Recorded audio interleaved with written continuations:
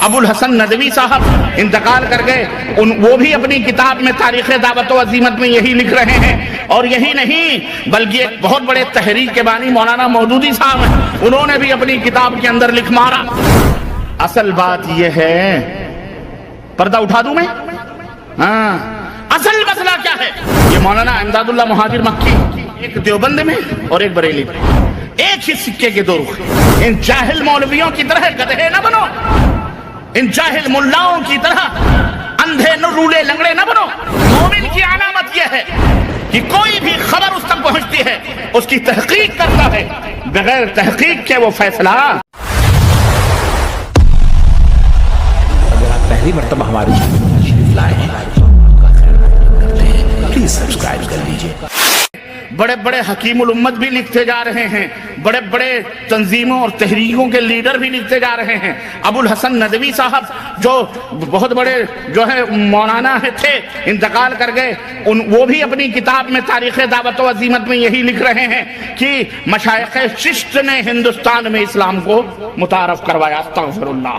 اور یہی نہیں بلکہ ایک بہت بڑے تحریک کے بانی مولانا مودودی صاحب ہیں، انہوں نے بھی اپنی کتاب کے اندر لکھ مارا کہ جو ہے پروفیسر آرنیٹ فرماتے ہیں کہ خواجہ معین الدین چشتی اجمیری نے اسلام کو ہندوستان۔ اب جب اتنے بڑے بڑے لیڈران دین زچ کھا سکتے ہیں، غوطہ زنی خرافات میں کر سکتے ہیں، تو لوگ جو عوام الناس ہیں بیچارے، ان کا تو مبلغ علم کیا ہے آپ خود اندازہ لگا سکتے ہیں۔ چنانچہ ہمارے بر صغیر میں مشہور ہو گیا کہ جناب علی خواجہ صاحب لائے ہیں، خواجہ صاحب دین کو لائے ہیں ہندوستان میں۔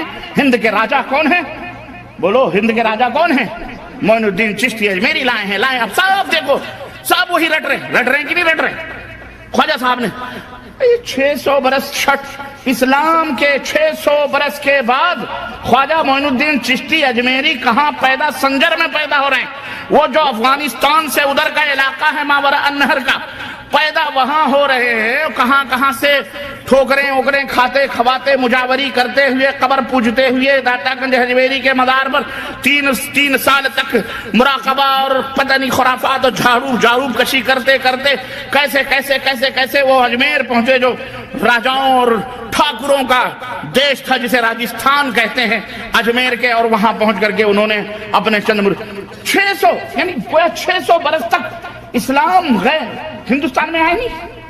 کسی کو یہ سوچنے کی نوبت نہیں ملی کہ محمد ابن قاسم رحمت اللہ علیہ 93 ہجری میں سندھ کے دروازے کھٹکھٹا رہے تھے اپنی 12,000 فوجوں کو لے کر، جو محدثین کی علماء ربانیین کی ٹیم تھی۔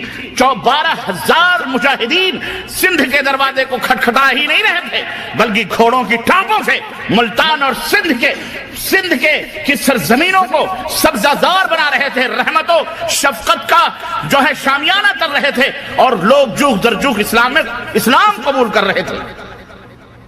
93 ہجری میں اس وقت امام ابو حنیفہ رحمۃ اللہ علیہ بھی نابالغ تھے، 13 برس کے تھے۔ کتنے برس کے تھے؟ لیکن کب وہ کام لیا جاتا ہے جب آدمی اندھا ہو جائے تو اس کا کیا علاج ہے؟ اس کا یہ علاج ہے جو جب بھی ایک آدمی اندھی چال چل گیا تو اس کو جدھر بھی ڈھکیلو بھیڑ کو تو بھیڑ کی طرح چلتی۔ یہ نہ سوچیں آپ، دیکھیں عرض کرنے کا مطلب کیا ہے یہ کہ یہی حشر ہوا ہمارے دین کے ساتھ ہو رہا ہے۔ جس نے جو کہہ دیا، حضرت ہیں، علامہ ہیں، محقق ہیں، الحاج ہیں، فلانے ہیں، آپ نام کے پہلے جو القاب ہوتے ہیں وہی سجدہ ریز ہو جاتے ہیں، عقیدت و محبت میں وہی طلبے چاٹنے شروع کر دیتے ہیں، وہی سو جاتے ہیں۔ تو پھر آگے آپ کا کیا؟ آپ کیسے تحقیق کریں گے؟ لیکن نہیں، سنو، مومن کی یہ شان نہیں ہے۔ مومن کی شان کیا ہے؟ یا ایھا الذین آمنوا ان جاءکم فاسق بنبأ فتبینوا۔ مومن کی علامت یہ ہے کہ کوئی بھی خبر اس تک پہنچتی ہے اس کی تحقیق کرتا ہے، بغیر تحقیق کے وہ فیصلہ۔ تو محقق وہ بنو، محقق۔ ان جاہل مولویوں کی طرح گدھے نہ بنو، ان جاہل ملاؤں کی طرح اندھے رولے لنگڑے نہ بنو۔ یہ تو خود ہی اندھا مقلد، اندھا کیا؟ اس حقیقت کا علم ان یہودیوں کو ہے، لیکن یہودیوں کے یہودیوں کے ڈسے ہوئے یہ ملا نے اس حقیقت کو نہیں سمجھا۔ اللہ کے نبی نے لعنت بھیجی، کہا تمہیں اس لعنت میں ملوث کریں گے۔ اللہ کے نبی، اللہ نے قرآن میں کہا کہ انہوں نے اپنے مولویوں کو رب کا درجہ دیا ہوا، کہا چلو تمہیں بھی ہم عقیدت و محبت کے نام پر رب کا درجہ دیا۔ اللہ تعالیٰ اللہ کے نبی صلی اللہ علیہ وسلم نے ہر بدعت کو گمراہی قرار دیا. انہوں نے کہا نہیں بدعت بھی اچھی بدعت ہوگی. یہ مولانا امداد اللہ مہاجر مکی یہ وہ گائے ہے جس کا دودھ جس کے پیٹ سے 2 بچے پیدا ہوئے. میں یہ حقیقت ہے اور میں بیان کر یہ عرس اور میلے کا بھی اسی سے تعلق. اس کے پیٹ سے 2 بچے پیدا ہوئے, ایک دیوبند میں اور ایک بریلی میں. یہ دونوں بیٹھ گئے بریلی میں. خان صاحب وہاں ہیں, وہاں خان صاحب ہیں, اور یہاں شیخ صاحب ہیں, شیخ صدیقی. کون ہے شیخ؟ یہ شیخ اور پٹھان کی لڑائی ہے, کچھ لڑائی نہیں.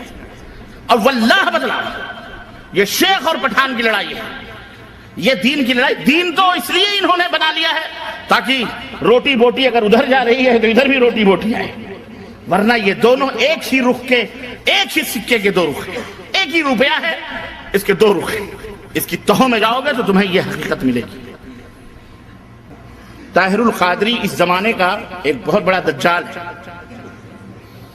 نام لینا میں مناسب نہیں سمجھتا ہوں, لیکن جو خود ہی متعارف ہوں ان کو کیا, ان کے اوپر کیا ہے نام لینے.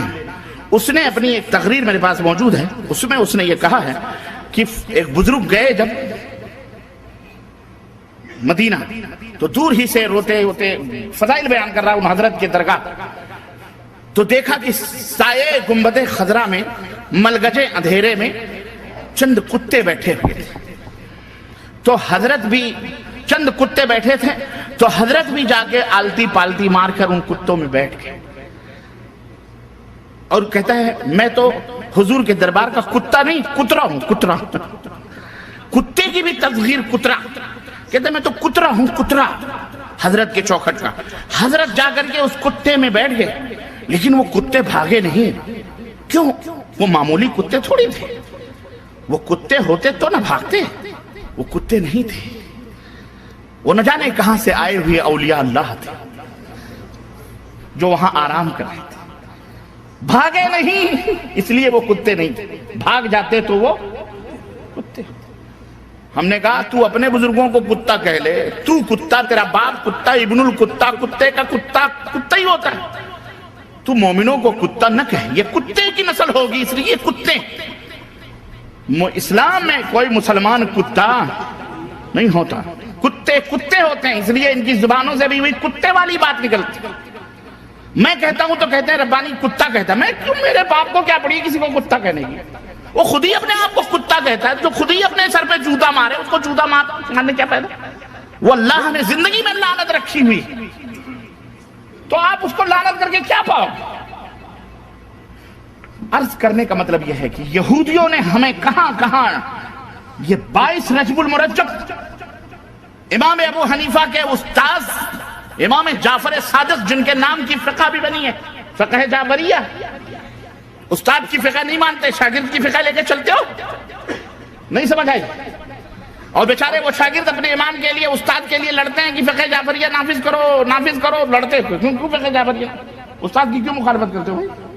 نہیں کرنی چاہیے, لیکن بہرحال چونکہ اپنا مفاد وابستہ ہے, مصلحت ہے, اس لیے لڑتے ہیں. لیکن ہیں سب ایک چٹے بٹے. عرض کرنے کا مطلب یہ ہے کہ امام جعفر صادق کا نہ 22 رجب کی پیدائش ہوئی, نہ موت ہوئی, نہ کچھ, کوئی رشتہ اور تعلق نہیں. پھر کیا ہے؟ مناسب رہے رجب کے کنڈے, فاتحہ دنا دن ہو رہے ہیں, گوشت تک نہیں بنتے. اس دن باقاعدے پاک صاف گھر کیا جاتا ہے. یہ وجہ کیا ہے؟ اصل بات یہ ہے, پردہ اٹھا دوں میں, ہاں اصل مسئلہ کیا ہے کہ 22 رجب وہ عظیم الشان تاریخ ہے, سب کو پتا ہے, لیکن یہودیوں کو پتا ہے, مسلمانوں کو نہیں پتا ہے.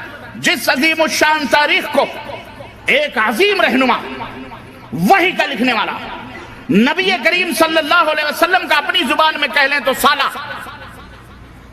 جس کی بہن ام حبیبہ نبی کریم صلی اللہ علیہ وسلم کی زوجیت میں, جس کا باپ بھی صحابی, جس کا باپ بھی صحابی, وہ خود بھی صحابی, 20 برس تک جس نے پوری اسلامی سلطنت میں بلا شرکت غیرے حکمرانی کی ہے, اور جس کی حکمرانی کے دن سونے کے پنوں پہ لکھنے لائق 22 رجب المرجب کو وہ مبارک ہستی جو نبی کے وحی کو لکھا کرتی تھی, کاتب وحی, صحابی رسول کا بیٹا, عظیم جرنیل اور کرنیل کا بیٹا، خود بھی جرنیل، اس کا بیٹا بھی جرنیل، خود بھی 22 رجب کو وہ حادثہ سانحہ ہوا، وہ حادثہ فاجعہ ہوا جس دن اس شخص کی وفات ہوتی ہے اور وہ اس دنیا کو الوداع کہہ کر کے اللہ مالک حقیقی سے جا کے ملتا ہے۔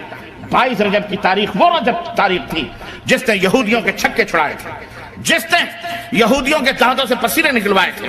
وہ تھے کون معلوم ہے؟ سیدنا امیر المومنین معاویہ ابن ابی سفیان رضی اللہ تعالی، زور سے کہو رضی اللہ تعالی، زور سے کہو رضی اللہ تعالی عنہما، تاکہ دشمنان کو چرکے چلیں سینوں پر، چرکے چلیں، ان کے یہودیوں کو بھی چرکے چلیں۔ اور یہودیوں کو کیا نسبت ہے؟